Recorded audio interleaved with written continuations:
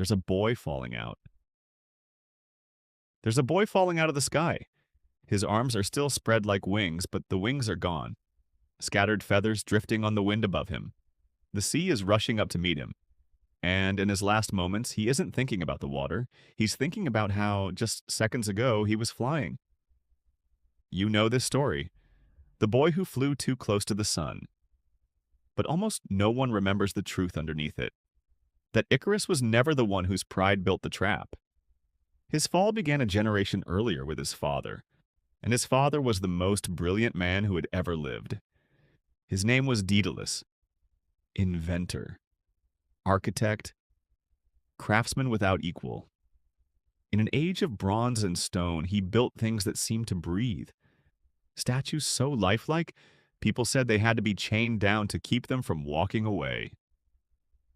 Kings begged for his work, and Daedalus knew exactly how good he was. That was the problem. Because genius, left alone with its own reflection, curdles into something darker. Daedalus took on an apprentice, his young nephew, a boy named Perdix. And the boy was gifted. Too gifted. He looked at the spine of a fish and invented the saw. He looked at a pair of joined arms and invented the compass. He was becoming, in a few short years, everything Daedalus was, and threatening to surpass him. The master could not bear it. One day, high on the walls of Athens' great temple, Daedalus stood behind his nephew and pushed. The most brilliant man alive murdered a child because that child's brilliance made him feel small. That is where the fall truly begins, not with wax and feathers, with a great man's pride. For this, Daedalus was exiled, cast out of Athens forever, his name stained. He fled across the sea to the island of Crete, to the court of King Minos. And there his gift became his cage.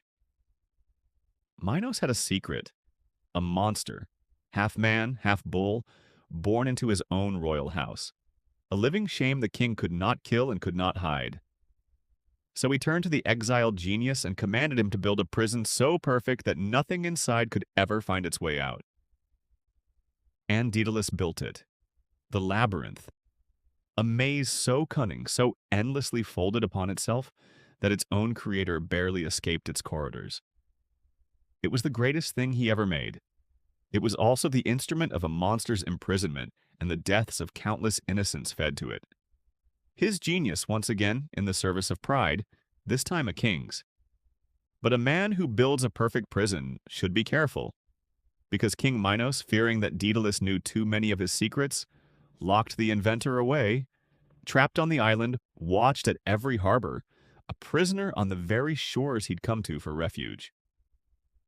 The builder of cages was now inside one of his own. Every escape route was closed. Minos controlled the sea. He controlled the land.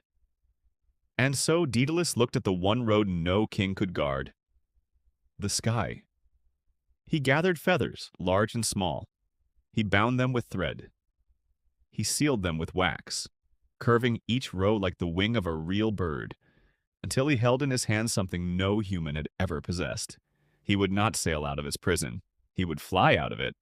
He made two pairs, one for himself and one for his son, Icarus, a boy who had grown up in exile in the shadow of a father whose genius had already cost so much. And before they leapt, Daedalus gave his son a single warning. "Do not fly too low," he said, "or the sea's damp will weigh your wings and drown you. And do not fly too high, for the sun will melt the wax and you will fall. Stay in the middle, stay between, fly the path I have set." For a while it was a miracle. Two figures rose from the cliffs of Crete and climbed into the open air, and fishermen below dropped their nets and shepherds stared, believing they were watching gods. The impossible had been made real. Daedalus's genius had, at last, built something that only saved. But Icarus was young, and there's something in the young, in all of us, why that hears "do not fly too high" as a dare.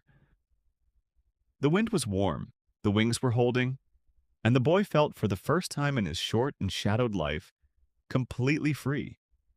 So he climbed, higher, past his father's frantic voice.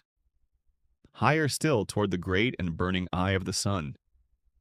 He never felt the wax begin to soften. He only felt the first feather slip loose. Then another.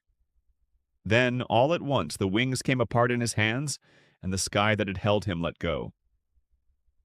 Daedalus turned just in time to see it, his son falling, the sea closing over him without a sound. The greatest inventor who ever lived had built wings that could carry a human being to the heavens. And they could not save the one person he loved. He flew on alone, over a sea that now bore his son's name. And somewhere behind him, the feathers were still drifting down. So remember the whole of it, not just the ending. We tell this story as a warning to the reckless young. Don't fly too high,